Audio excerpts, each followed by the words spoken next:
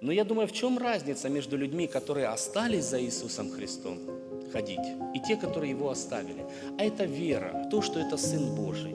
Это вера в то, что за Ним стоит что-то, что мы не можем объяснить, мы не можем понять, то, что выше нашего разума, нашего понимания. И давайте, если честно, даже мы, люди 21 века сегодня, живущие, стоящие на этой земле, ну не все в Библии мы можем понять и объяснить самому себе. Разница – это вера человека, это вера. Кто-то шел за Христом и верил, что это Сын Божий, пришедший во плоти, как когда-то Христос спросил учеников: вы за кого меня считаете? Говорят: ты Сын Божий. И Христос говорит: блажен ты, Симон. Это не плоть и кровь открыли тебе, это Отец на небесах. То есть ты получил это знание от Бога.